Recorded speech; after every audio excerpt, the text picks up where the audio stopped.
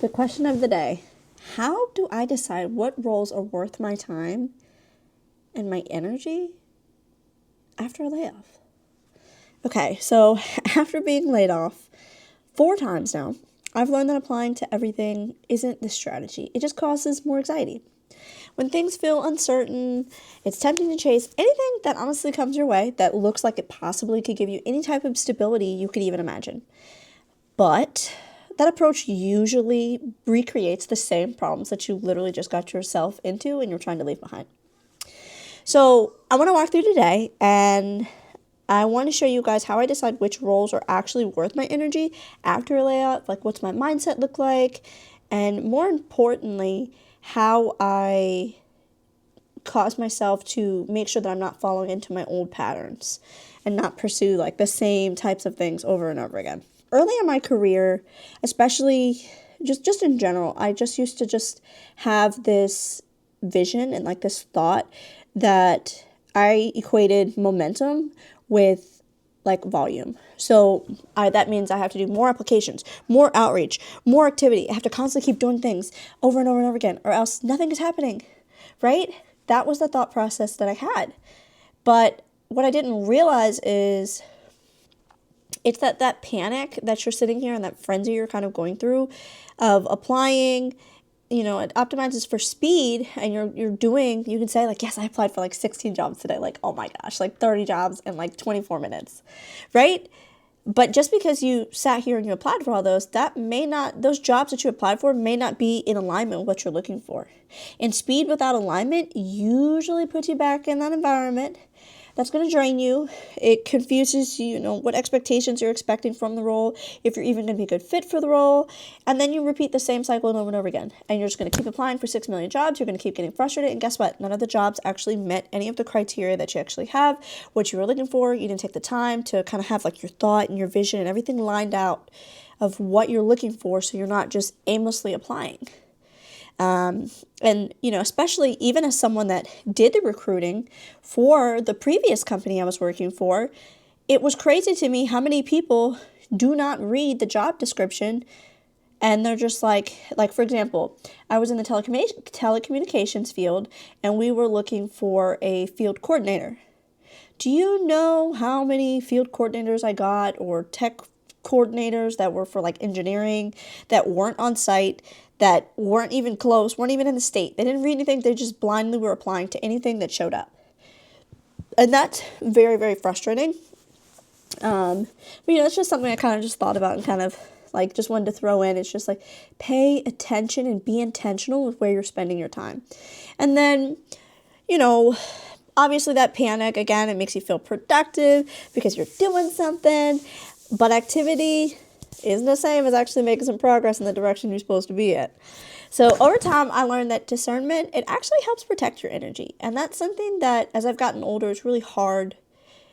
I'm very like fast paced, and I got to keep going. So it's really hard for me to just stop, pause, slow down, think, then put it into action. But, that discernment, it helps protect your energy, your confidence, and ultimately your outcomes too. So, activity can look like progress, but discernment is actually really what moves you forward, like in the long run of things.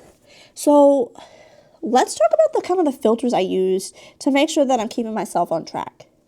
Okay, so some of the filters that I use now to make sure that I'm keeping myself on track, and so instead of me just reacting to the situation, I'm actually filtering. So before I actually apply for that role, I run through a few simple questions.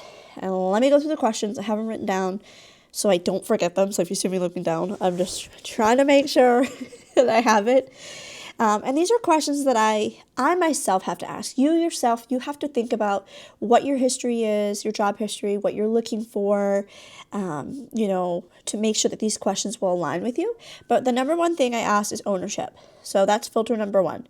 Do I actually own the outcomes that are in this role? Or am I expected to kind of just absorb all the chaos without any type of like authority? Number two, the environment. Is this environment going to be reactive?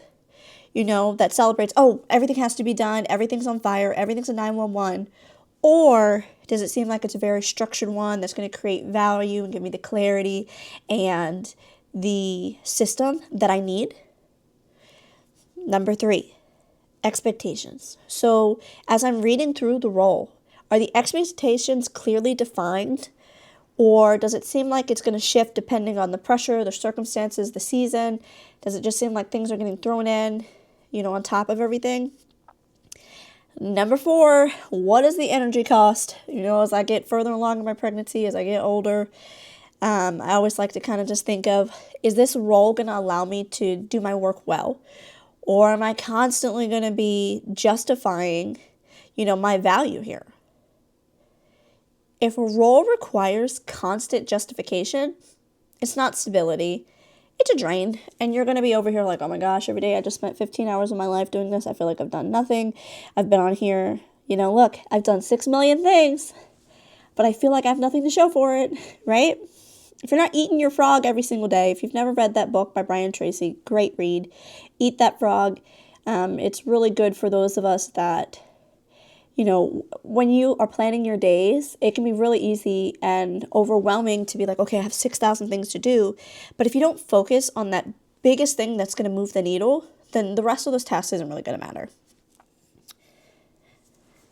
So let me see if I can go a little bit deeper into that for you guys.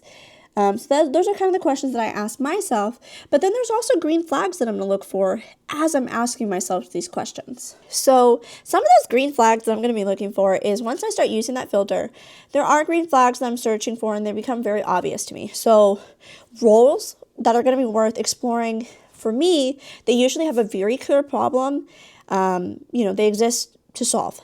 So they define who, what you own in the role, what success metrics are going to look like, what the expectations are, and it feels very thorough. It doesn't feel rushed. It doesn't feel like they just squeezed everything in there.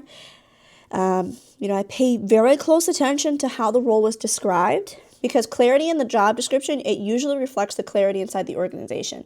If it seems as though they kind of just threw, you can tell when an agency or not even an agency, when a company just has a template that they just threw out there in ChatGPT, it's very vague. It doesn't really go specifically into the role. You know for a fact that that specific business does something very specific with a group of people, but it doesn't really seem like it personalizes the role. It just seems very like, okay, this isn't really giving me an idea of what the heck I'm supposed to be doing here. It sounds like everything else. I don't feel like there's any possibility for growth. It doesn't seem like there's really anything here. And it's kind of weird. And I did see one too. I'm going to talk about like some red flags too. If I have time, I'll see if I can show you kind of some red flags that I feel. But we just talked about the green flags. Now we're going to talk about the red flags, right? So on the flip side, there are things I don't debate anymore. So phrases when they're like, oh my gosh, it's a really super fast-paced environment. You're going to be wearing many, many hats. I've tried to stay away from now startup agencies, startup companies, no offense to them, but a lot of them aren't in a position, A, for the salary requirement I'm expecting, and based on my experience, and then typically you're going to be wearing 6,000 hats, and nobody is going to compensate you for that. They're just going to keep adding and adding and adding and adding to your plate, and you're just expected to say, okay, all right, I'm ready for more, I'll be here.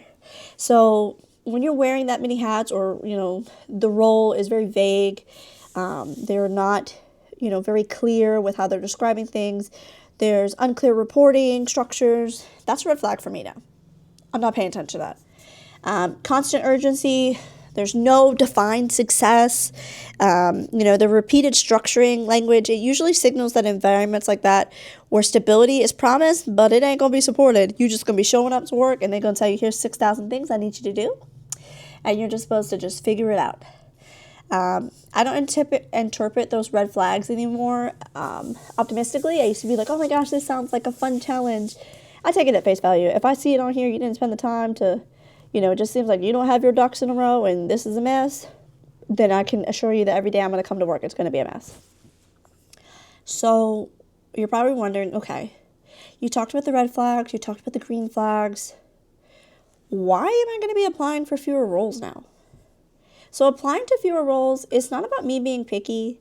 It's about protecting my momentum because fewer, better aligned, applications and environments. They lead to better conversations, they lead for better interviews, and they lead for better outcomes. And then they also lead for me to be able to better exercise my skill set in the right environment. And I'm not settling. Just as importantly as they protect, your confidence during that transition, which is super important. I don't really feel like people really realize that. Selectivity, it isn't avoidance, it's leadership, if you ask me. So if you're navigating a layoff right now like me, I want to leave you with this. You don't have to chase everything to move forward. You need clarity, boundaries, and trust in your judgment, and choosing where not to apply is often the first step towards finding something that actually fits.